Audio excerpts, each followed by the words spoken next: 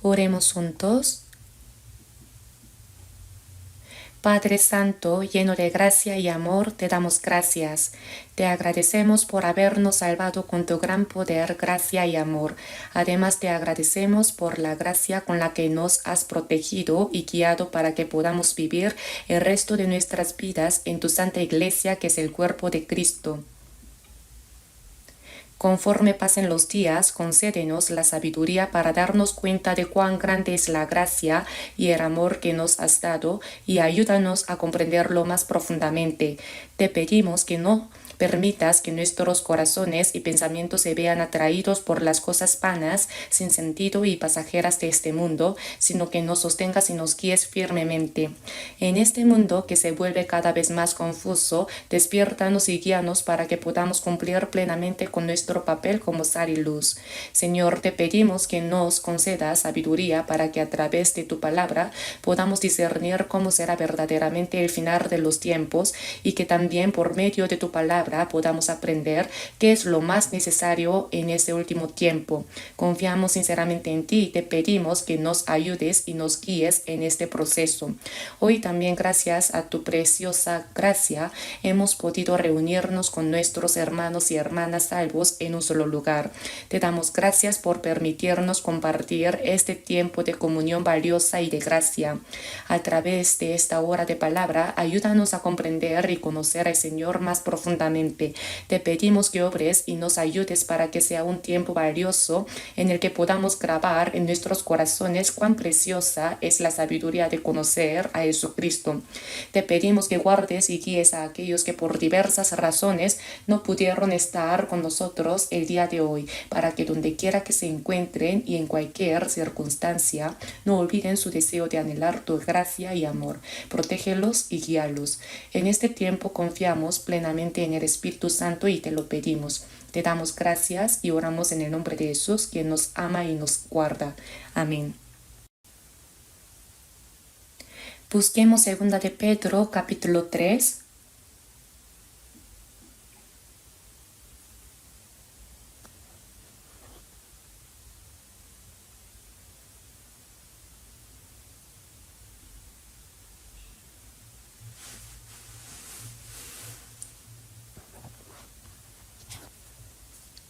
Segunda de Pedro, capítulo 3, versículo 18.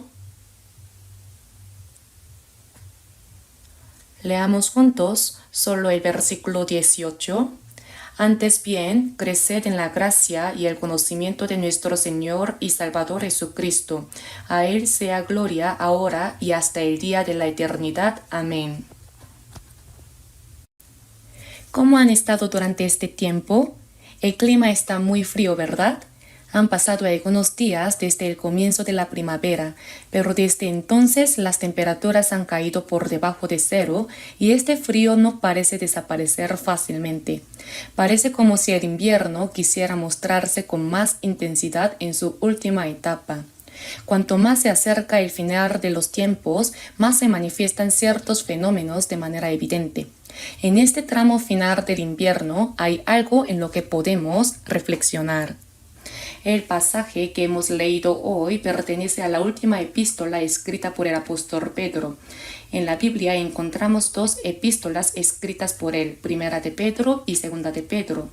El pasaje de hoy está en Segunda de Pedro, su última epístola. Además, esta epístola tiene solo 3 capítulos y hemos leído último versículo, el versículo 18 del último capítulo, el capítulo 3. Por eso hoy vamos a reflexionar sobre el último versículo del último capítulo de la última epístola de Pedro. A través de este versículo podemos ver cómo es el fin de los tiempos y qué es lo más necesario y urgente para nosotros en estos últimos días. Se nos dice que lo más esencial es el conocimiento de Jesucristo. Por lo tanto, hoy al reflexionar sobre este pasaje, quiero que consideremos juntos dos aspectos: el fin de los tiempos y el conocimiento de Jesucristo. Al hacerlo, espero que este sea un momento para que cada uno de nosotros piense en qué es lo que realmente estamos buscando y persiguiendo como cristianos en estos últimos tiempos. Primero, en este 2025, la gente dice de manera unánime que estamos viviendo en los últimos tiempos. Hace poco escuché a un meteorólogo en las noticias comentar algo interesante. Dijo, este abril la humanidad experimentará un calor que nunca antes hemos conocido. Así la gente lo expresa.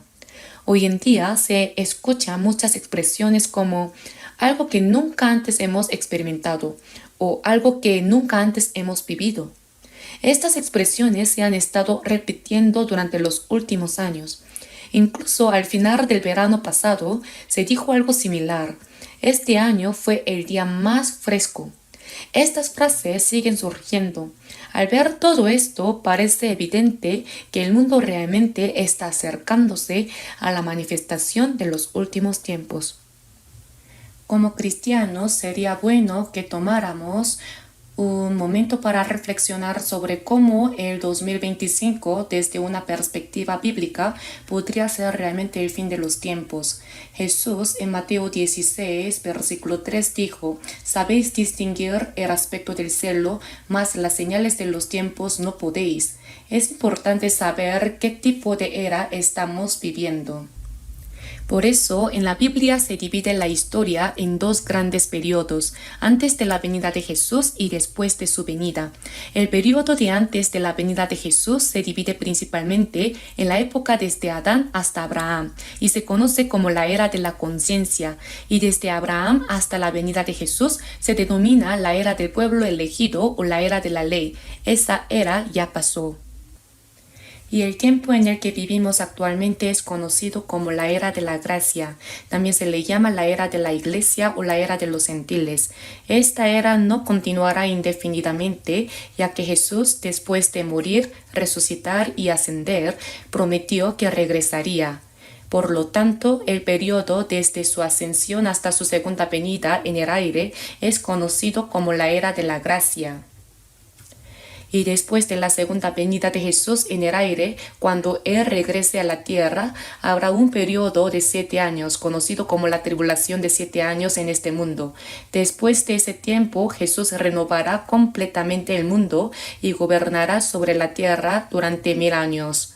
Al final de esos 1000 años, este mundo desaparecerá por completo y se dividirá en el cielo eterno y el infierno eterno. Esa es una de las características más destacadas de la era que la Biblia describe para estos tiempos. Sin duda, la época en la que vivimos es la era de la gracia. Sin embargo, me gustaría que reflexionáramos sobre si el 2025 podría ser el último año de esta era de la gracia desde una perspectiva bíblica. En el libro profético de Ezequiel, específicamente en los capítulos 38 y 39, se habla sobre la última guerra del fin de los tiempos. En esa guerra, Israel luchará junto con las fuerzas aliadas de Rusia y el conflicto culminará en una guerra nuclear que llevará a la destrucción total de la humanidad. Esta es la esencia de lo que se describe en esos capítulos de Ezequiel. Para que Israel pueda enfrentar a la poderosa Rusia y sus aliados, los descendientes de Israel que estaban dispersos por todo el mundo deben necesariamente regresar y convertirse en una nación independiente. Solo así, cuando Israel sea fuerte, podrá luchar contra Rusia. Por eso en Ezequiel 36 se habla sobre la restauración de la tierra de Israel y en Ezequiel 37 sobre la restauración del pueblo de Israel. Sorprendentemente, en nuestra época, Israel declaró su independencia el 14 de mayo de 1948. El pueblo de Israel comenzó a dispersarse por todo el mundo a partir del año 722 a.C., cuando el imperio asirio destruyó el reino del norte de Israel. Y las 10 tribus del norte se dispersaron por todo el mundo. Luego, en el año 586 a.C., el sur de Judá fue invadido por Babilonia y su pueblo fue llevado cautivo. Así el pueblo de Israel comenzó a dispersarse por todo el mundo hace más de 2600 años e incluso mucho antes de eso. Y en el año 70 después de Cristo, poco después de la muerte y resurrección de Jesús, el general romano Tito destruyó completamente Israel y el pueblo de Israel fue dispersado por todo el mundo. Luego en el año 135 después de Cristo, bajo el emperador Adriano se promulgó una ley que prohibía a los judíos vivir en la tierra de Israel. De esta manera los israelitas fueron dispersados de manera definitiva. El pueblo de Israel, estando dispersado de esta manera, no tuvo una nación propia hasta el 13 de mayo de 1948, cuando Israel fue restaurado como un estado independiente. Si esa situación hubiera continuado, la idea de una guerra entre Rusia e Israel podría parecernos algo lejano o irreal. Sin embargo, es sorprendente que el pueblo de Israel, que fue dispersado por todo el mundo, recuperó su independencia el 14 de mayo de 1948 y el 7 de junio de 1967 recuperó Jerusalén, su ciudad más importante. En la época en que vivimos, el 7 de diciembre de 2017, el presidente Trump reconoció Jerusalén como la capital de Israel, algo que ningún otro presidente había hecho. Esto sucedió durante su primer mandato y ahora estamos viviendo en la era de Trump en su segundo mandato. Al observar estos acontecimientos, recordamos que Jesús dijo lo siguiente en Mateo capítulo 24, versículo 32 al 33, de la higuera aprende la parábola, cuando ya su rama está tierna y brotan las hojas, sabéis que el verano está cerca, así también vosotros cuando veáis todas estas cosas. Cuando veáis todas estas cosas, esto significa cuando veamos la restauración del pueblo de Israel. En 1948, Israel recuperó su independencia. En 1967, Jerusalén se recuperó. Y en 2017, Jerusalén fue reconocida como la capital de Israel. Cuando veáis todas estas cosas, conoced que está cerca a las puertas. Por lo tanto, desde una perspectiva bíblica, podemos afirmar que el año 2025, el tiempo en el que vivimos, es definitivamente el fin de los tiempos. El periodo del fin de los tiempos es en realidad muy largo. No podemos medir con precisión cuánto dura, ya que está bajo la soberanía de Dios. Cuando hablamos de nuestra etapa escolar, no nos referimos a un solo día, sino a años específicos, por ejemplo, los 5 años de secundaria, ¿verdad? Así como esos 5 años de secundaria son considerados la totalidad de esa etapa, el fin de los tiempos también tiene un periodo determinado por Dios. Aunque no sabemos cuándo exactamente, lo que sí sabemos es que está llegando a su fin, y esto lo podemos ver claramente a través de la Biblia. En esos últimos tiempos hay fenómenos destacados que aparecerán en el mundo. Existen diversos fenómenos. Jesús también dijo en Mateo capítulo 24 versículo 14, y será predicado este evangelio del reino en todo el mundo para testimonio a todas las naciones, y entonces vendrá el fin. Y en Mateo capítulo 24 versículo 12 añadió, y por haberse multiplicado la maldad, el amor de muchos se enfriará. El apóstol Pablo también dijo en 2 de Timoteo capítulo 3 versículo 1 que en los postreros días vendrán tiempos peligrosos. La Biblia describe de diversas maneras cómo será el fin de los tiempos. En medio de estos aspectos, ¿cuáles son los fenómenos más destacados del fin de los tiempos que podemos considerar en este momento? En primer lugar, vivimos en una era de caos. Marquen 2 de Pedro y abran sus Biblias en Isaías capítulo 5 versículo 20.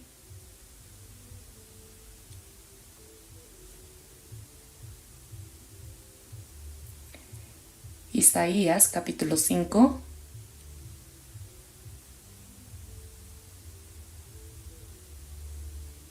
versículo 20. Leamos juntos.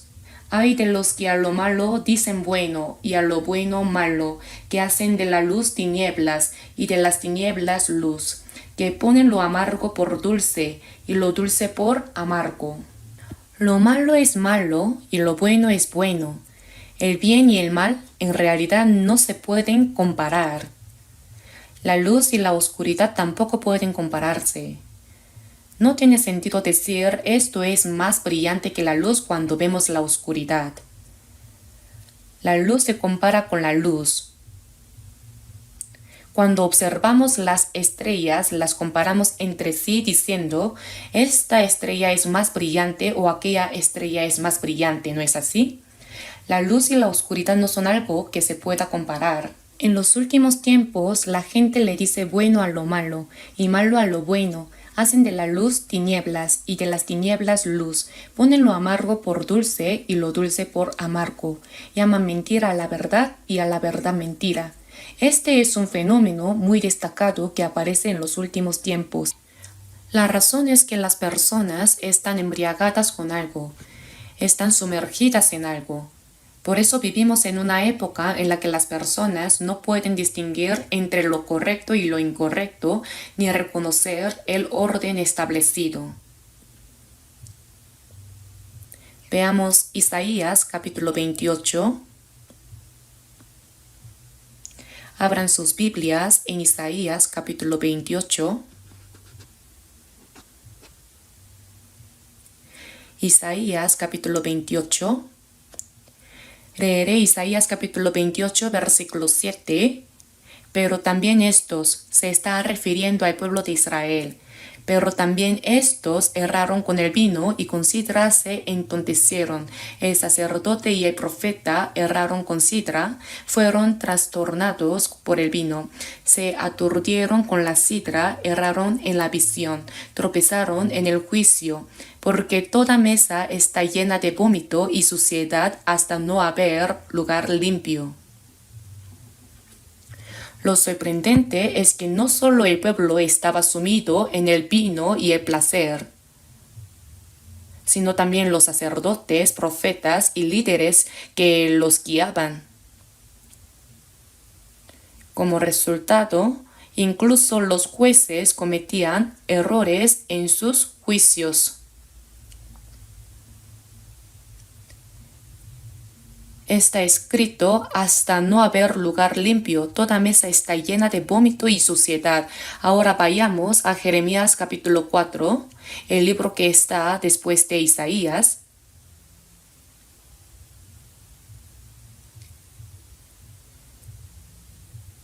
Jeremías capítulo 4, versículo 22. Así lo dice. Leamos juntos este versículo. Porque mi pueblo es necio, no me conocieron, son hijos ignorantes y no son entendidos, sabios para hacer el mal, pero hacer el bien no supieron. Lo sorprendente es que tienen una asombrosa sabiduría para hacer el mal, cometen injusticias, mienten y calumnian. Sin embargo, la Biblia dice que pero hacer el bien no supieron. La razón por la que esto sucede es porque no hay un estándar claro. No pueden distinguir entre el bien y el mal, y eso se debe a que todo está en caos. Por eso en el versículo 21 del capítulo 5 dice lo siguiente. Jeremías capítulo 5, versículo 21, yo les leo, Jeremías capítulo 5, versículo 21, oíd ahora esto, pueblo necio y sin corazón, que tiene ojos y no ve, que tiene oídos y no oye. Después Dios habló sobre la arena del mar, que Él ha determinado, la cual nunca ha cruzado los límites del continente. Sin embargo, las personas están sobrepasando los límites que Dios ha establecido. A mí no me temeréis, dice Jehová, no os amedrentaréis ante mí, que puse arena por término al mar, por ordenación eterna, la cual no quebrantará. Se levantarán tempestades, mas no prevalecerán. Bramarán sus ondas, mas no lo pasarán. No obstante, este pueblo tiene corazón falso y rebelde, se apartaron y se fueron. Estamos viviendo de esta manera. Dios envía la lluvia temprana y la tardía, pero vivimos sin darnos cuenta de que esa es su gracia. Y en el versículo 26 está escrito, porque fueron hallados en mi pueblo impíos, fueron hallados en el pueblo de Dios impíos, Por eso, acechaban como quien pone lazos, pusieron trampa para cazar hombres, como jaula llena de pájaros. Así están sus casas llenas de engaño, así se hicieron grandes y ricos, se engordaron y se pusieron lustrosos y sobrepasaron los hechos del malo, no juzgaron la causa del huérfano, con todo se hicieron prósperos y la causa de los pobres no juzgaron. Leamos juntos el versículo 29. No castigaré esto, dice Jehová, y de tal gente no se vengará mi alma. En estos últimos tiempos, todo está en completo caos y confusión. Las personas no pueden discernir lo que es correcto o incorrecto. Está escrito que no solo el pueblo no podía juzgar, sino también sus líderes. Debemos recordar que el juicio debe llevarse a cabo de la manera más justa posible. ¿Por qué? Porque en Deuteronomio capítulo 1 versículo 17 dice, el juicio es de Dios. Cuando el juicio se lleva a cabo de manera justa, la nación está en paz y estabilidad. Sin embargo, dado que el juicio no se realizaba de manera justa, Dios dijo asombrosamente en Isaías capítulo 9 versículo 16, porque los gobernadores de este pueblo son engañadores y sus gobernados se pierden. Esta es una de las características destacadas que aparecen en los últimos tiempos. Otro punto a considerar es lo que dice en Salmos. Veamos el Salmo 12. Leamos juntos Salmos capítulo 12, versículo 8. Cercando andan los malos cuando la vileza es exaltada entre los hijos de los hombres.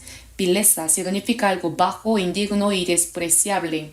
Son cosas que no deberían exaltarse entre los hijos de los hombres, sino que deben desaparecer. Sin embargo, cuando esa vileza se exalta entre los hijos de los hombres, cercando andan los malos. En otras traducciones se expresa como si los malos anduvieran con arrogancia, expandiéndose por todo lugar. Este es uno de los fenómenos que aparecen en los últimos tiempos. Cuando una situación como esta ocurre, la gente se oculta. Por eso en estos últimos años, en esta época en la que vivimos, no hay personas verdaderamente humanas en ningún país. ¿Qué quiero decir con esto? No hay nadie que pueda guiar correctamente a su nación. Esa es la realidad de la época en la que vivimos. Veamos Proverbios capítulo 28, versículo 2. Comencemos con el versículo 2. Por la rebelión de la tierra sus príncipes son muchos, mas por el hombre entendido y sabio permanece estable. Por la rebelión de la tierra, muchos comienzan a alzar sus voces.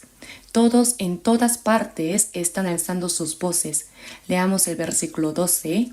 Cuando los justos se alegran, grande es la gloria. Mas cuando se levantan los impíos, tienen que esconderse los hombres. En estos últimos tiempos las personas se esconden. Debido a que estos fenómenos se manifiestan de manera destacada, los líderes que deberían guiar y dirigir correctamente a las naciones que también han sido seducidas. Por eso la Biblia dice que sus gobernados se pierden. En Mateo 24 Jesús señaló el templo y dijo, no quedará aquí piedra sobre piedra que no sea derribada. En ese momento los discípulos le preguntaron, dinos, ¿cuándo serán estas cosas y qué señal habrá de tu venida y del fin del siglo? La primera respuesta que Jesús dio fue, mirad que nadie os engañe. Hermanos, los últimos tiempos son tiempos de engaños, tiempos en los que podemos ser fácilmente engañados. En Isaías capítulo 19, versículo 15, la Biblia dice, y no aprovechará a Egipto cosa que haga la cabeza o la cola, la rama o el junco. Esto significa que la sabiduría ha desaparecido, el conocimiento se ha perdido, es decir, las personas no saben lo que está bien ni lo que está mal. Hermanos, si miramos la historia del pueblo de Israel, veremos que hay tiempos finales en su historia. Un ejemplo representativo es cuando Israel cumplió el reino unificado bajo los reyes Saúl, David y Salomón. Sin embargo, Salomón murió en el año 930 a.C. y a partir de ahí el reino de Israel se dividió en el norte y el sur, similar a lo que ocurrió con Corea. El último rey del reino unificado fue el rey Salomón. ¿Pero qué tipo de hombre era Salomón? Dios le dijo: te mandaste para ti inteligencia para oír juicio. He aquí lo he hecho conforme a tus palabras. He aquí que te he dado corazón sabio y entendido, tanto que no ha habido antes de ti otro como tú, ni después de ti se levantará otro como tú. Por lo tanto, Salomón gobernó el país con esa increíble sabiduría. Usó esa sabiduría para formar alianzas pacíficas con los países vecinos a través de matrimonios de conveniencia. A través de esa sabiduría, Salomón logró hacer paz con los países vecinos sin derramar sangre, pero al realizar matrimonios de conveniencia, las mujeres extranjeras fueron a vivir al reino de Israel, y como resultado, como está escrito en Primera de Reyes, capítulo 11, versículo 3, y sus mujeres desviaron su corazón. Estas mujeres robaron la sabiduría que Salomón había recibido de Dios. A medida que toda esa sabiduría de Salomón desaparecía, una de las acciones más destacadas que realizó fue poner ídolos en el lugar donde estaba el templo de Dios. El templo de Dios y los ídolos no pueden coexistir, pero el sabio Salomón llevó a cabo tal acto. Esta es la representación de los últimos tiempos del reino unificado de Israel. La sabiduría había desaparecido. El reino del norte de Israel fue destruido en el año 722 a.C. por el imperio asirio. En ese momento Dios habló a través del profeta Oseas. Veamos un rato el libro de Oseas.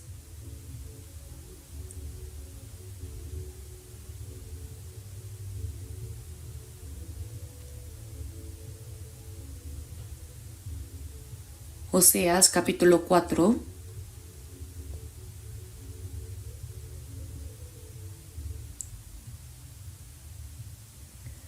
Oseas capítulo 4, versículo 1 dijo lo siguiente: Oíd palabra de Jehová, hijos de Israel, porque Jehová contiende con los moradores de la tierra, porque no hay verdad, ni misericordia, ni conocimiento de Dios en la tierra. Perjurar, mentir, matar, hurtar y adulterar prevalecen, y homicidio tras homicidio se suceden. Ni conocimiento de Dios. Por lo cual se enlutará la tierra y se extenuará todo morador de ella, con las bestias del campo y las aves del cielo, y aun los peces del mar morirán. Así continúa el mensaje que Dios le dio al profeta Oseas. En el versículo 6 dice lo siguiente, leamos juntos el versículo 6. Mi pueblo fue destruido porque le faltó conocimiento. Por cuanto desechaste el conocimiento, yo te echaré del sacerdocio. Y porque olvidaste la ley de tu Dios, también yo me olvidaré de tus hijos. Lo mismo sucedió con Judá del sur, al igual que el reino del norte de Israel, que fue destruido por la falta de conocimiento de Dios. El reino del sur también recibió el mismo mensaje. Fue destruido por la falta de conocimiento de Dios. Este es el reflejo de los últimos tiempos, ¿verdad? El tiempo de Jesús, en cierto sentido, también fue el último tiempo del pueblo de Israel. El pueblo de Israel crucificó a Jesús, ¿verdad? Y después de la resurrección y ascensión de Jesús, aproximadamente 40 años después, en el año 70 después de Cristo, el general Tito destruyó completamente Israel. En ese momento, la Biblia dice algo sobre el pueblo de Israel. Podemos ver lo que dice en Romanos. Es un versículo que muchos conocen, de Romanos capítulo 10.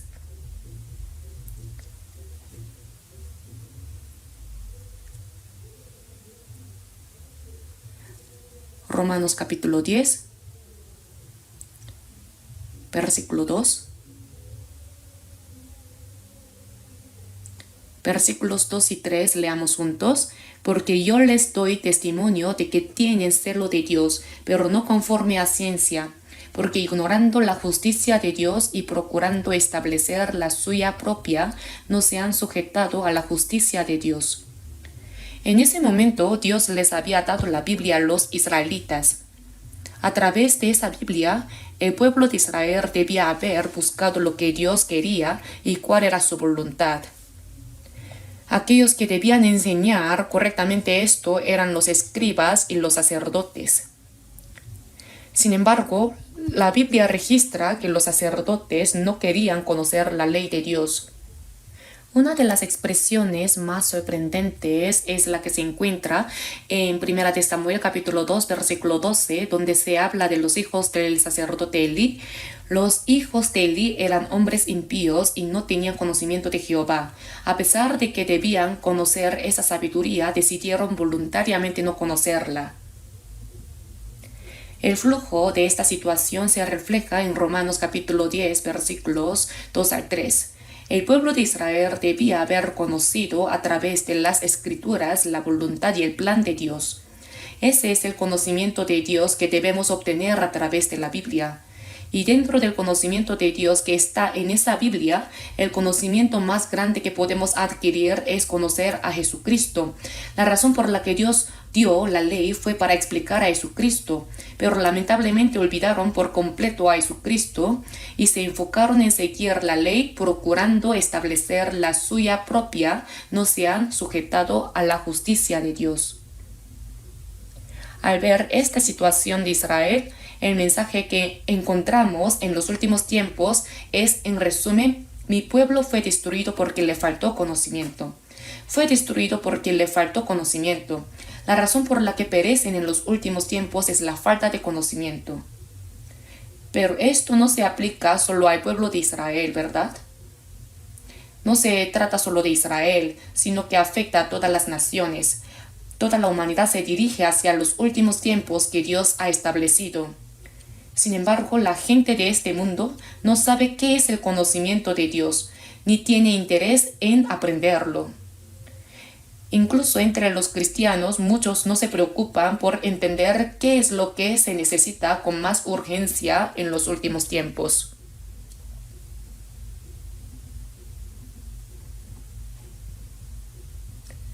Es necesario que reflexionemos profundamente. Debemos ser conscientes de que sin importar cómo lo veamos, sabemos con certeza a través de la Biblia que vivimos en los últimos tiempos. Además, como mencioné antes, hemos observado cómo el pueblo de Israel enfrentó sus últimos tiempos en cada época, y la razón por la que perecieron, según la Biblia, es porque les faltó conocimiento. Es evidente que el 2025, el año en el que estamos viviendo, es el último tiempo, pero la pregunta es, como cristianos que vivimos en estos últimos tiempos, ¿realmente tenemos conocimiento? ¿Qué tipo de conocimiento? El conocimiento de Dios, el conocimiento de nuestro Señor Jesucristo. ¿Lo tengo yo? Este es un punto en el que debemos reflexionar profundamente, porque estamos viviendo en los últimos tiempos. Vamos a ver nuevamente 2 de Pedro.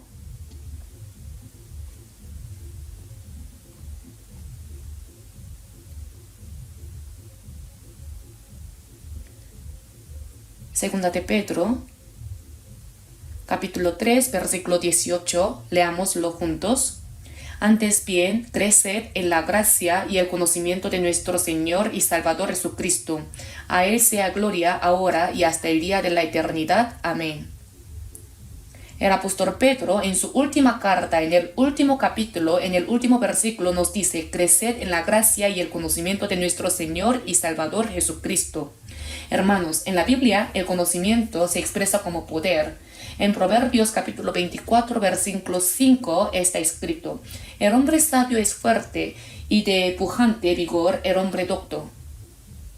Cuando comenzamos a estudiar inglés en la escuela, una de las primeras frases con las que nos encontramos en el libro fue, la pluma es más poderosa que la espada. La espada tiene una gran fuerza, ¿verdad? El poder y la fuerza que posee el ser humano se manifiestan de muchas formas. Puede ser a través del poder militar, la fuerza física, el poder económico o la autoridad política. Todo esto es poder, ¿cierto? Sin embargo, la sabiduría es aún más grande que todo ese poder. Es por eso que la Biblia describe la sabiduría como un tipo de poder. El hombre sabio es fuerte y de pujante vigor el hombre docto. La sabiduría y el conocimiento son sin duda un poder asombroso. Entre todas las fuerzas que posee el ser humano, la más grande es la sabiduría. Esto lo podemos ver a través del ejemplo de Salomón. Salomón fue el hombre más sabio y también el que poseía el poder más grande. Además, en la Biblia, la sabiduría se expresa de esta manera. En Lucas capítulo 11, versículo 52, Jesús reprendió a los intérpretes de la ley diciendo: porque habéis quitado la llave de la ciencia, vosotros mismos no entrasteis, y a los que entraban se lo impedisteis. La sabiduría y el conocimiento son comparados con una llave. La llave simboliza el acceso a lugares que están cerrados con una puerta y un candado. Si quiero entrar, necesito tener la llave para abrir la puerta. Hermanos, la puerta del cielo está cerrada. No está abierta para cualquiera. Solo aquellos que tienen la llave pueden entrar. Pedro hizo una confesión de fe: tú eres el Cristo, el Hijo del Dios viviente. En ese momento Jesús le dijo a Pedro: y a ti te daré las llaves del reino de los cielos, y todo lo que atares en la tierra será atado en los cielos, y todo lo que desatares en la tierra será desatado en los cielos. Este evangelio es la llave del conocimiento. Nosotros somos quienes tenemos esa llave del conocimiento. Con esa llave, si atamos algo en la tierra, también será atado en los cielos, y si lo desatamos, también será desatado en los cielos. Cuando predicamos el evangelio, Dios abre los corazones de las personas para que al escuchar el evangelio puedan recibir la salvación. Somos los que tenemos la llave del conocimiento. En cuanto a la sabiduría y el conocimiento, en Eclesiastes capítulo 10, versículo 10 está escrito: si se embotare el hierro y su filo no fuere amolado, hay que añadir entonces más fuerza. Y también está escrito: porque con ingenio harás la guerra, y en la multitud de consejeros está la victoria. La sabiduría y el conocimiento se comparan con un hierro embotado y un filo no amolado. En otras palabras, se refieren a la hoja de una espada o un hacha. Cuando usamos una espada o un hacha y la hoja se desafila, nos resulta mucho más difícil utilizarlos. Por lo tanto, esa hoja desafilada debe ser afilada. Necesitamos añadir más conocimiento al conocimiento y tener el conocimiento de cómo hacer más sabia la sabiduría. Esa es la sabiduría que se menciona en la Biblia. Y la persona que es esa sabiduría misma es Jesús. En la Biblia está escrito: el Espíritu de Jehová, Espíritu de sabiduría y de inteligencia, Espíritu de consejo y de poder, Espíritu de conocimiento y de temor de Jehová. La esencia de esa sabiduría es Jesús mismo. Y Jesús, con su sabiduría, realizó grandes maravillas. Eclesiastes capítulo 9. Eclesiastes capítulo 9.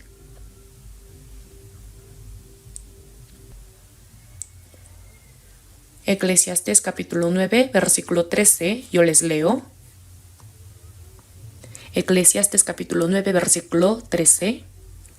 También vi esta sabiduría debajo del sol, la cual me parece grande, una pequeña ciudad y pocos hombres en ella, y viene contra ella un gran rey, y la asedia, y levanta contra ella grandes baluartes.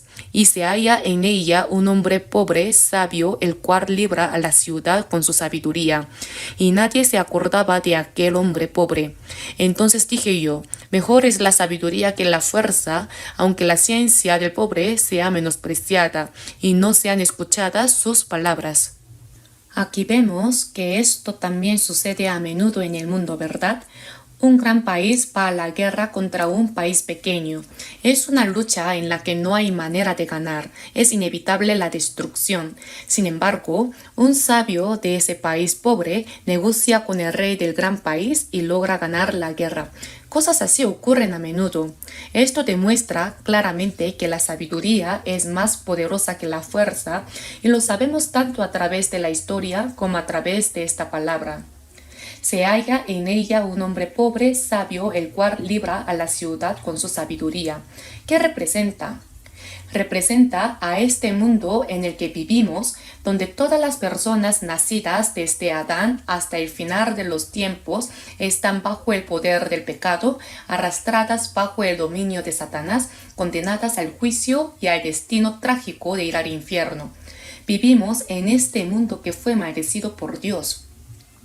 Sin embargo, para salvar este mundo, Jesucristo, quien es Dios, vino a este mundo tomando la forma de un hombre en humildad y pobreza. En realidad, Jesús vivió como hijo de un carpintero, y con su sabiduría Jesús abrió el camino para que todas las personas que merecían ir al infierno pudieran llegar al Padre Dios. Él abrió el camino hacia el cielo. Esa sabiduría es, sin duda, una sabiduría asombrosa. Si reflexionamos sobre esta sabiduría, podemos darnos cuenta de lo verdaderamente asombrosa que es. Esto se debe a que no es una sabiduría que provenga del pensamiento humano ni que derive de la humanidad. La sabiduría sobre Cristo, el conocimiento de Cristo, no viene de los hombres. De esta manera tan asombrosa, Jesús, al morir en la cruz, perdonó todos nuestros pecados y nos abrió el camino para llegar al Padre Dios. Como él mismo dijo, yo soy el camino y la verdad y la vida. Nadie viene al Padre sino por mí. Él ha preparado ese camino asombroso. Sin embargo, las personas del mundo no conocen esa sabiduría asombrosa. Antes de ser salvos, nosotros también éramos así, ¿verdad? Antes de nuestra salvación, no teníamos ningún interés en lo que Jesús hizo. No nos importaba nada acerca de Él.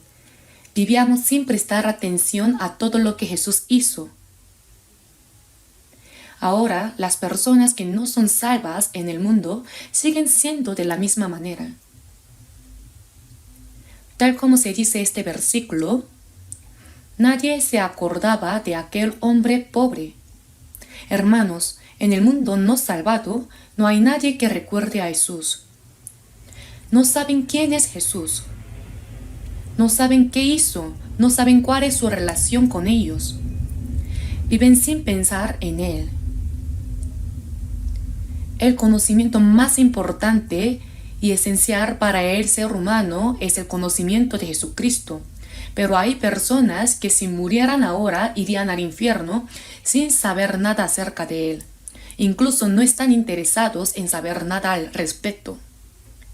Por eso el predicador dijo en Eclesiastés capítulo 9 versículo 16, entonces dije yo, mejor es la sabiduría que la fuerza, aunque la ciencia del pobre sea menospreciada y no sean escuchadas sus palabras.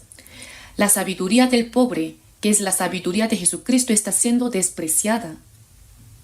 ¿Sí o no? El evangelio que Jesús ha cumplido no es escuchado por la gente. Las personas no quieren prestarle atención. Esta es la realidad de la época en la que vivimos. Y en los últimos tiempos esta situación se intensifica. En el versículo 17 se continúa hablando de las palabras del sabio. En el versículo 17, las palabras del sabio escuchadas en quietud son mejores que el clamor del Señor entre los necios.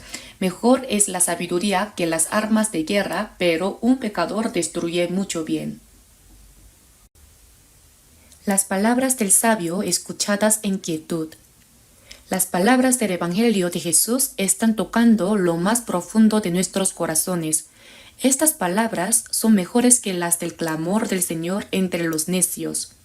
Hermanos, si observamos realmente esta situación, podemos comparar las palabras de un sabio con el clamor del Señor entre los necios. Piénsenlo por un momento.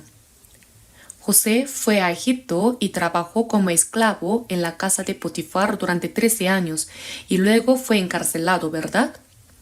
En ese tiempo, la esposa de Potifar intentó seducir a José diciéndole, duerme conmigo. Esa es la actitud de un necio. ¿Qué dijo José en ese momento? ¿Cómo pues haría yo este grande mal y pecaría contra Dios? ¿Qué palabras son las más prudentes? ¿Qué palabras son las más sabias? El rey Nabucodonosor hizo una estatua de oro Hizo una gran estatua que medía 60 codos, la colocó y ordenó que todos se inclinaran ante ella. Pero Sadrach, Mesach y Abed-nego no se inclinaron. Por eso el rey Nabucodonosor se enfureció y les dijo en voz alta: les daré una última oportunidad, inclínense ante la estatua. En ese momento, Sadrach, Mesach y Abed-nego respondieron así: no es necesario que te respondamos sobre este asunto. He aquí nuestro Dios, a quien servimos, puede librarnos del horno de fuego ardiendo, y de tu mano, oh rey, nos librará. Y si no, sepas, oh rey, que no serviremos a tus dioses, ni tampoco adoraremos la estatua que has levantado. Esas palabras, que se escuchaban en quietud, tuvieron más poder que las palabras del rey Nabucodonosor, ¿verdad?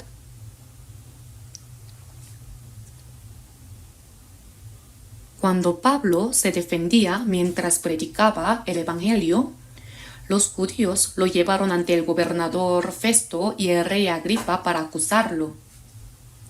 En ese momento, Festo le dijo a Pablo, como está escrito en Hechos capítulo 26, «Estás loco, Pablo, las muchas letras te vuelven loco».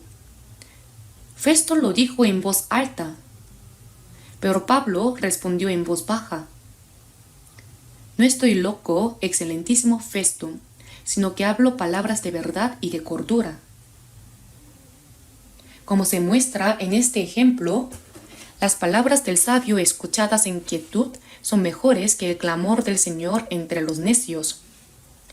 En los tiempos de Jesús, muchas multitudes, muchos sacerdotes y muchos líderes religiosos gritaron pidiendo que Jesús fuera crucificado. «Sea crucificado, sea crucificado». En ese momento Jesús respondió en voz baja: «Padre, perdónalos, porque no saben lo que hacen». Hermanos, esta actitud solo puede provenir de sabiduría. De otro modo, no se podrían decir tales palabras. La sabiduría tiene un poder tan asombroso. No importa cuán fuerte sea el ruido del mundo o cuán amenazante sea, si hay sabiduría, todo eso se puede calmar. Ese es el poder que tiene la sabiduría. El mundo no tiene tal sabiduría. Por eso debemos tomar este tiempo para reflexionar sobre cuál es la sabiduría del mundo y cuál es la sabiduría de Dios. La sabiduría del mundo no puede conocer a Dios. Como está escrito en 1 Corintios capítulo 1 versículo 21, pues ya que en la sabiduría de Dios el mundo no conoció a Dios, mediante la sabiduría agradó a Dios salvar a los creyentes por la locura de la predicación. Pues ya que en la sabiduría de Dios el mundo no conoció a Dios mediante la sabiduría. Hermanos, este mundo no tiene la sabiduría para conocer a Dios, porque en todas las sabidurías y filosofías de este mundo no está Dios. Como está escrito en el Salmo capítulo 10 versículo 4, no hay Dios en ninguno de sus pensamientos. No hay Dios en la teoría de la evolución ni en el materialismo, ¿verdad? En el conocimiento del mundo no está Dios. La Biblia dice que ese conocimiento del mundo es vano, falso y arrogante.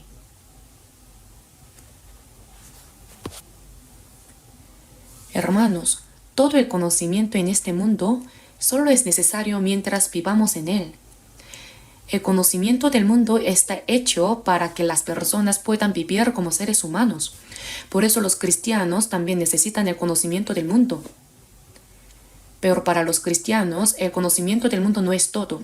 Para las personas del mundo, el conocimiento del mundo es todo. Pero para los cristianos, el conocimiento del mundo no es todo. En conclusión, el conocimiento del mundo, como está escrito en 1 Corintios capítulo 8 versículo 1, en cuanto a lo sacrificado a los ídolos, sabemos que todos tenemos conocimiento. El conocimiento envanece, pero el amor edifica. Este conocimiento sobre los ídolos, sobre el mundo, el conocimiento falso y vano, todo esto, al final lo que hace es llenar a la persona de orgullo. No todo el conocimiento del mundo es así, pero piensen por un momento. Es raro encontrar a una persona que tenga mucho conocimiento del mundo y que sea humilde. Si una persona tiene mucho conocimiento del mundo, tiende a querer presumirlo, a mostrarlo. Hermanos, cuando uno tiene mucho conocimiento del mundo, se cansa.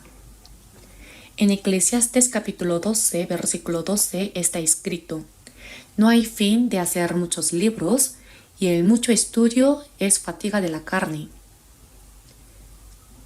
Y aunque los estudiantes puedan escuchar estas palabras y pensar, no debería estudiar más, no deben pensar así. Es cierto que el conocimiento del mundo, cuanto más se estudia, realmente cansa. El estudio no es fácil, realmente agota el cuerpo. Eso sucede porque ese es el conocimiento del mundo. El hecho de tener mucho conocimiento del mundo no resuelve el problema de mi muerte ni el problema de mi espíritu. Lo que resuelve el problema de mi muerte y de mi espíritu no es el conocimiento del mundo, sino el conocimiento de Dios. El conocimiento de Dios. El conocimiento de Jesucristo. Solo ese conocimiento puede resolver el problema de mi muerte y de mi espíritu. El conocimiento del mundo nunca podrá resolver eso. Veamos Isaías capítulo 53. Isaías capítulo 53, versículo 11. Leamos juntos el versículo 11. Verá el fruto de la aflicción de su alma y quedará satisfecho. Por su conocimiento justificará mi siervo justo a muchos y llevará las iniquidades de ellos. Por su conocimiento, mi siervo justo, ¿no se está refiriendo a Jesús? Ese Jesús, por su conocimiento, justificará a muchos. El conocimiento del mundo también puede justificar a otros. También puede ayudar a otras personas. Sin embargo, no puede resolver el problema de la muerte. Pero el conocimiento sobre Jesucristo, el conocimiento que tiene Jesús, es el conocimiento que da vida a muchas personas. Está escrito que Jesús es el principio de la sabiduría. El principio de la sabiduría es el temor de Jehová. Jesús es Dios hecho hombre y Él es la sabiduría misma. Por eso en Colosenses capítulo 2 versículo 3 está escrito: en quien están escondidos todos los tesoros de la sabiduría y del conocimiento. Hermanos, Jesús es la sabiduría misma, por lo tanto en Él están escondidos todos los tesoros de la sabiduría y del conocimiento. Debemos vivir con el propósito de conocer más a Jesús. Por eso en la Biblia está escrito: creced en la gracia y el conocimiento de nuestro Señor y Salvador Jesucristo. En este versículo está escrito: por su conocimiento justificará a muchos. Ese conocimiento no se refiere al conocimiento mundano, sino al conocimiento de Dios. Significa que Jesús con su conocimiento guió a aquellos destinados al infierno hacia el camino del cielo. La sabiduría que puede guiar a alguien que merece ir al infierno hacia el cielo no es la sabiduría del mundo. Por lo tanto, lo que se entiende por su conocimiento no es el conocimiento humano. Es decir, Dios llevó a cabo su obra con un conocimiento asombroso que va más allá de lo que el ser humano puede pensar. Ese es el significado de su conocimiento. Entonces, ¿qué es lo que debemos pensar? Cuando testificamos que hemos recibido la salvación, muchas personas, basándose en el conocimiento mundano, piensan que uno puede alcanzar cierto nivel a través de esfuerzos y trabajo humano con el tiempo. Así es como el ser humano cree que puede obtener la salvación. Se enseña que como que hay cosas buenas de uno, se debe vivir una vida justa hasta el final, no cometer pecados y que tomará mucho tiempo. Ese es el conocimiento del mundo sobre cómo obtener la salvación, ¿verdad? Pero, ¿qué nos dice la Biblia? No somos justificados por las obras, sino por la fe. Es completamente diferente al conocimiento del mundo.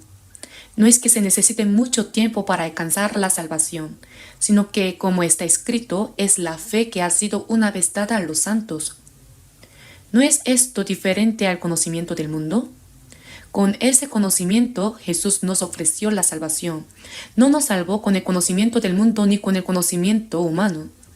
El conocimiento del mundo no puede entender que alguien se encargue de los pecados de otro, porque alguien que ni siquiera sabe cuáles son sus propios pecados, ¿cómo podría encargarse de los pecados de los demás? Pero Jesús se encargó de todos nuestros pecados, Él solo cargó con todos. Entonces, el significado de por su conocimiento justificará a muchos no se refiere al conocimiento mundano ni al conocimiento que los seres humanos pueden entender. Dios nos salvó con un conocimiento que los seres humanos no pueden imaginar, con un amor que los seres humanos no pueden sentir. Eso es lo que significa que por su conocimiento justificará a muchos. Y también cuando reflexionamos sobre por su conocimiento justificará a muchos, Jesús mismo es el conocimiento. Ese conocimiento no se quedó solo en la mente de Jesús, sino que es un conocimiento práctico. En realidad Jesús vino a este mundo con ese conocimiento y murió en la cruz. No se trataba solo de un conocimiento que permanecía en su mente. Era un conocimiento que se practicó, y esa práctica llegó hasta el punto de que, como está escrito en la Biblia, muerte de cruz. Se humilló a sí mismo, haciéndose obediente hasta la muerte y muerte de cruz. Se nos testifica que con ese conocimiento Él nos justificó. Por lo tanto, ella es árbol de vida a los que de ella echan mano, y el que gana almas es sabio, porque por mí se aumentarán tus días y años de vida se te añadirán. Varios versículos así se repiten en Proverbios, ¿verdad? Jesús con su sabiduría ganó a muchas personas. Con su sabiduría Jesús produjo muchos frutos de vida en el árbol de la vida. Lo hizo con su sabiduría. Se nos dice que ese conocimiento es el más excelente, es decir, absoluto. Veamos Filipenses capítulo 3.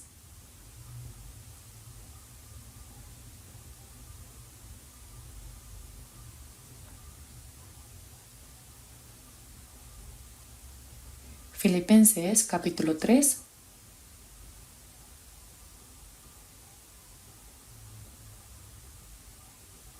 Versículos 7 a 9. Filipenses capítulo 3, versículos 7 a 9. Leamos juntos.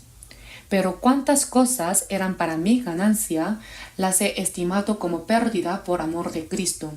Y ciertamente aún estimo todas las cosas como pérdida por la excelencia del conocimiento de Cristo Jesús mi Señor, por amor del cual lo he perdido todo y lo tengo por basura para ganar a Cristo y ser hallado en Él, no teniendo mi propia justicia que es por la ley, sino la que es por la fe de Cristo, la justicia que es de Dios por la fe. En el versículo 8 dice, por la excelencia del conocimiento de Cristo Jesús mi Señor. Excelencia. La palabra excelencia en la traducción al inglés se expresa como excellence o absolute value, lo que significa un valor absoluto. Hermanos, si tenemos un valor absoluto, lo relativo pierde su valor.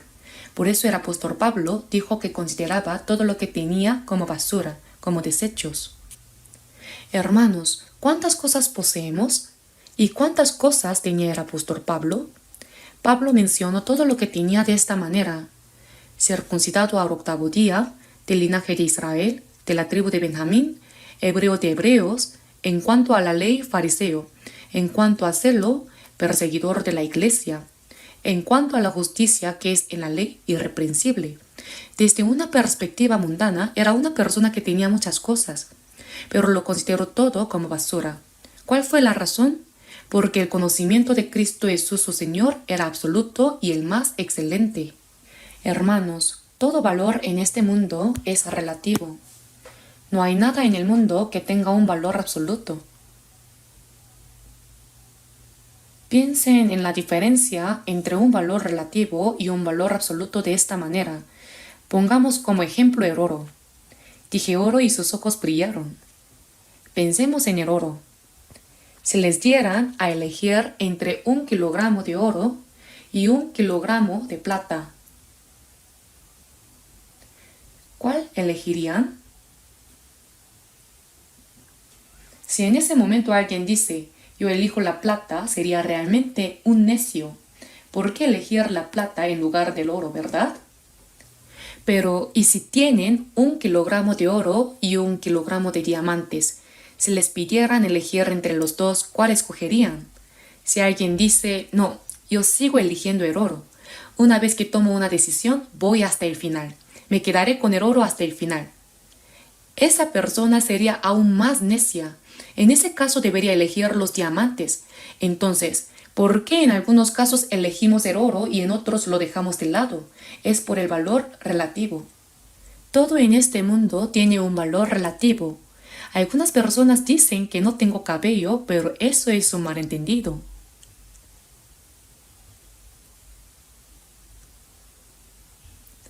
¿Por qué de repente mencioné eso? Perdón. Lo que quiero decir es que todo es valor relativo. Lo mismo ocurre con la riqueza. ¿Creen que son pobres? Es porque se comparan con alguien que tiene más. ¿Creen que son débiles? Es porque se comparan con alguien más fuerte y saludable. Dependiendo de con quién nos comparemos, podemos sentirnos más fortalecidos o más desanimados. Así funcionan los valores del mundo.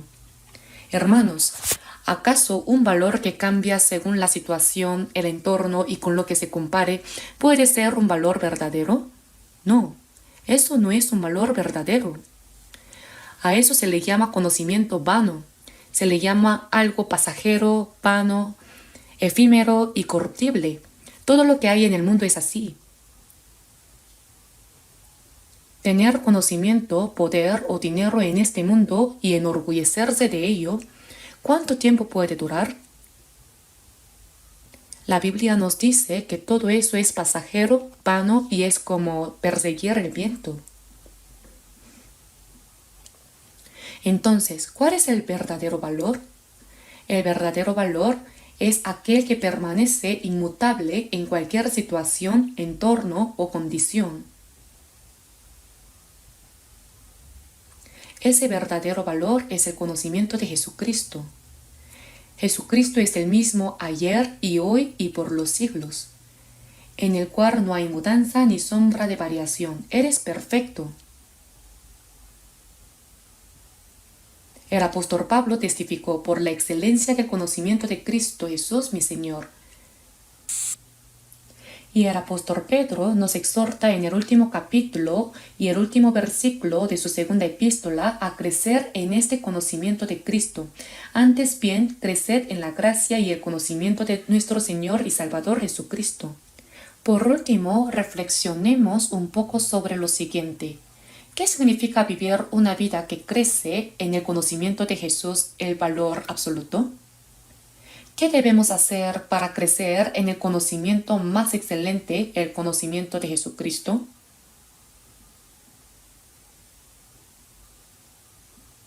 Me gustaría que pensáramos en esto al final. Primero, debemos reflexionar claramente sobre quién es Jesucristo. En Mateo capítulo 16, versículo 16, Pedro hizo una confesión de fe sorprendente. Tú eres el Cristo, el Hijo del Dios viviente. Esta confesión de fe es absoluta. ¿Por qué? Porque Jesús mismo dijo, sobre esta roca, es decir, sobre la confesión de fe que hizo Pedro, edificaré mi iglesia y las puertas del Hades no prevalecerán contra ella. La sabiduría que supera toda otra sabiduría es el conocimiento de Jesucristo. El conocimiento absoluto que supera todos los valores relativos es el conocimiento del valor absoluto de Jesucristo. Lo más sorprendente de este conocimiento es que Jesús es el Cristo y Dios mismo. Esto es algo que, aunque lo meditemos 1000 veces al día, nunca será suficiente. Reflexionar todos los días sobre el hecho de que Jesús es el Cristo que me salvó, el Dios creador que hizo los cielos y la tierra y el Jehová del Antiguo Testamento nunca será excesivo. Es un conocimiento que no se puede cambiar por nada. Me gustaría que realmente reflexionaran profundamente sobre esto. Jesús también dijo esto a Marta: yo soy la resurrección y la vida. El que cree en mí, aunque esté muerto, vivirá. Y todo aquel que vive y cree en mí, no morirá eternamente. ¿Crees esto? En ese momento Marta respondió, «Sí, Señor, yo he creído que tú eres el Cristo, el Hijo de Dios que has venido al mundo». Es una sabiduría asombrosa.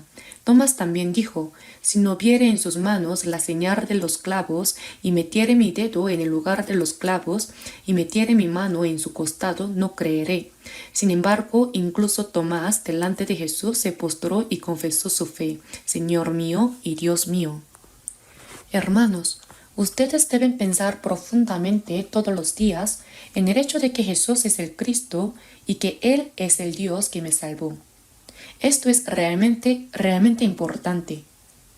Además, Jesús, más Dios muestra su amor para con nosotros en que siendo aún pecadores, Cristo murió por nosotros.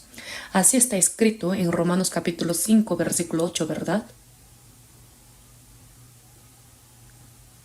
Cuando aún éramos pecadores, Cristo murió por mí. Jesus died for me. Jesús murió por mí. Aquel que murió por mí es Dios mismo, para apacentar la iglesia del Señor, la cual Él ganó por su propia sangre. No debemos olvidar que Él murió por nosotros, por mí. El crecimiento en el conocimiento de Jesucristo implica comprender que Jesús es el Cristo y que Él es Dios mismo y que siendo Dios, Él murió por mí. Cuando recibimos la salvación lo entendemos claramente, pero después de ser salvos debemos seguir profundizando en este conocimiento cada vez más. ¿Y qué significa que Jesús murió por mí? En Gálatas capítulo 2 versículo 20 está escrito, «Con Cristo estoy juntamente crucificado y ya no vivo yo, mas vive Cristo en mí. Y lo que ahora vivo en la carne, lo vivo en la fe del Hijo de Dios, el cual me amó y se entregó a sí mismo por mí». Esto es lo que debemos llegar a comprender. Estoy juntamente crucificado con Cristo. Hermanos, piensen en esto. La sabiduría que tenemos como cristianos es asombrosa porque trasciende el tiempo y el espacio. ¿Por qué? Porque nosotros que vivimos en el año 2025 creemos con certeza que fuimos crucificados con Cristo hace 2000 años. Nuestra vida, que no dura más de 70 u 80 años, sostiene con fe que ya hemos sido crucificados con Cristo en la cruz hace 2000 años. ¿Qué sabiduría tan maravillosa es esta? El mundo no puede enseñar este tipo de sabiduría, porque su conocimiento está limitado por el tiempo y el espacio. ¿Qué es lo que nos dice la Biblia? Hace 2000 años fuiste crucificado con Cristo. Muriste con Él en la cruz y ahora es Cristo quien vive en ti. Esta es la verdad que se nos declara con certeza. Cuando seguimos profundizando en esta sabiduría, encontramos en Colosenses capítulo 3, versículos 1 al 3. Si pues habéis resucitado con Cristo, buscad las cosas de arriba, donde está Cristo sentado a la diestra de Dios. Poned la mira en las cosas de arriba, no en las de la tierra, porque habéis muerto y vuestra vida está escondida con Cristo en Dios. No solo hemos sido crucificados con Cristo, sino que de manera asombrosa también hemos resucitado con Él. Esta es una sabiduría sorprendente, porque la sabiduría del mundo dice que la muerte es el final. Sin embargo, ¿qué nos dice la Biblia? Sí, pues, habéis resucitado con Cristo.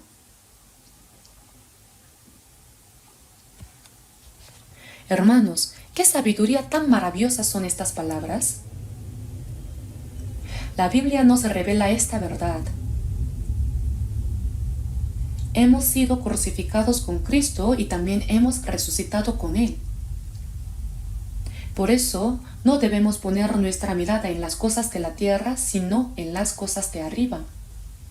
Nosotros somos aquellos que buscan las cosas de arriba. La sabiduría que es de lo alto, y toda buena dádiva y todo don perfecto desciende de lo alto, del Padre de las luces, en el cual no hay mudanza ni sombra de variación. Los cristianos son quienes reciben cada día la sabiduría que es de lo alto. Esta sabiduría es el conocimiento de Jesucristo. Ningún conocimiento del mundo puede darnos este entendimiento. Solo aquellos que saben con certeza que han muerto con Cristo y han resucitado con Él pueden vivir con el sentir de Cristo. En Filipenses capítulo 2 versículo 5 se nos exhorta: haya pues en vosotros este sentir que hubo también en Cristo Jesús. ¿Y qué tipo de sentir es el de Cristo Jesús? Aunque Él era igual a Dios, no estimó el ser igual a Dios como cosa a que aferrarse, sino que se despojó a sí mismo, tomando la forma de siervo, hecho semejante a los hombres, y estando en la condición de hombre se humilló a sí mismo, haciéndose obediente hasta la muerte y muerte de cruz. Ese es el sentir de Cristo. Vivir con ese sentir es lo que significa crecer en el conocimiento de Cristo. Vivir con el sentir de Cristo Jesús, enfocándose únicamente en Él. Por tanto, hermanos santos, participantes del llamamiento celestial, considerad al apóstol y sumo sacerdote de nuestra profesión, Cristo Jesús. Significa que debemos mantener nuestros ojos fijos en Jesús y no apartarnos de Él. Esto es lo que dice Hebreos capítulo 3, versículo 1. Esto es lo que significa el conocimiento de Cristo. Vivir de esta manera con el sentir de Cristo y enfocándose en Él nos transforma cada día. En 2 de Corintios capítulo 5 versículo 17 está escrito: de modo que si alguno está en Cristo, nueva criatura es. Las cosas viejas pasaron y aquí todas son hechas nuevas. El conocimiento de Cristo nos renueva cada día. El conocimiento de Cristo nos lleva a tener un nuevo aspecto, un nuevo corazón, nuevos pensamientos y una vida guiada por el Espíritu Santo. Esta es la vida que adora a Dios en espíritu y en verdad. Como está escrito, Dios es espíritu y los que le adoran en espíritu y en verdad es necesario que adoren.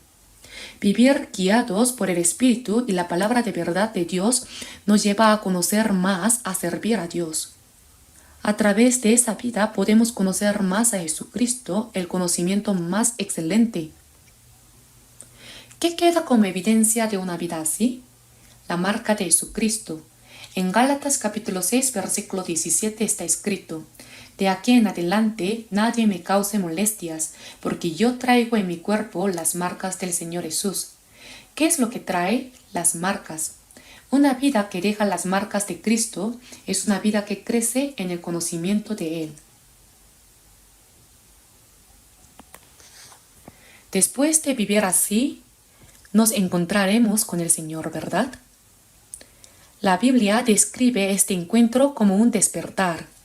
Como está escrito en el Salmo capítulo 17, versículo 15, en cuanto a mí, veré tu rostro en justicia, estaré satisfecho cuando despierte a tu semejanza.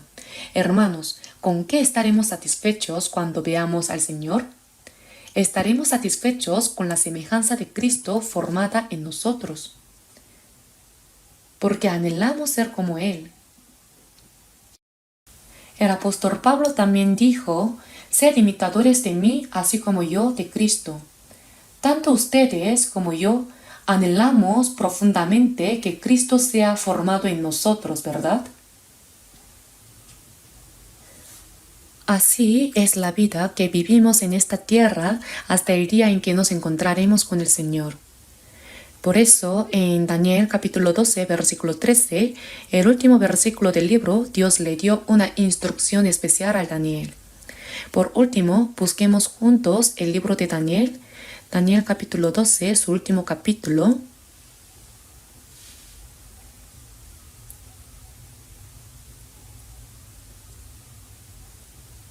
Daniel capítulo 12, versículo 13, leamos juntos: y tú irás hasta el fin y reposarás, y te levantarás para recibir tu heredad al fin de los días. Y tú irás hasta el fin. Perdón por usar una expresión en inglés, pero así está escrito. Go on your way till the end. Ve tu camino hasta el fin del mundo. Hasta el fin del mundo.